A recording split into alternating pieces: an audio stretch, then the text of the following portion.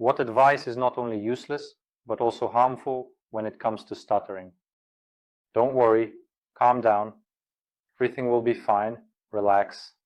Don't be nervous. As a child, when I had a severe degree of stuttering, I often heard this advice from my parents, teachers, and even friends, because I was stuttering like an adult even at a young age. I remember that I would try to say a word and it would get stuck for 2 or 3, sometimes even 5 seconds. People saw all this Spanish shame and thought that I was nervous and anxious in front of them. They thought they were somehow embarrassing me, that I was very sensitive about it. People saw all this Spanish shame, thought that I was nervous and anxious in front of them. They thought they were somehow embarrassing me, that I was very sensitive about it. I was indeed sensitive about my speech. It wasn't that I didn't care about who was looking at me or listening. They thought that they were somehow embarrassing me because I was like this and I was very sensitive to them. I treated my speech with trepidation. It wasn't that I didn't care who was looking at me or listening to me. No, but that's not what I was afraid of. I was worried. No, whoever stutters knows what. We are only afraid of the manifestation of our speech blockages, but for the most part, that is, for example, you are standing there, communicating with your parents. These are not enemies. They're not planning to kill you, torture you, or anything like that. So what's there to be afraid of? It's just a conversation. There he asks how things are at school, or what you're having for dinner, or what you ate today. But there he asks harmless questions.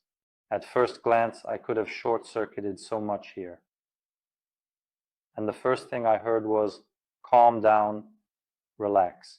These are not effective pieces of advice. They're harmful, because if you've already heard them hundreds of times, even over the course of a year, you start to develop a negative feeling towards that advice. You develop this negative feeling towards calm down, it annoys you, it really gets under your skin, and you start to stress yourself out even more. And as a rule, after that, the stuttering gets even worse. That's how it is. So, the advice is for parents who are watching this video, because I also work with children from the age of 8, you shouldn't tell children who stutter to calm down, relax, or that they're too anxious. On the contrary, don't tell children who stutter to calm down, relax, or that they're too anxious. You're opposite. You feel too much anxiety, not because there's a cool guy in front of you, although maybe that's part of it too, but it's because you already know which word you won't be able to say, or which sound you'll get stuck on. You're already thinking about what alternative words you should choose to get out of the situation and not be left with your mouth hanging open, although maybe that's part of it too.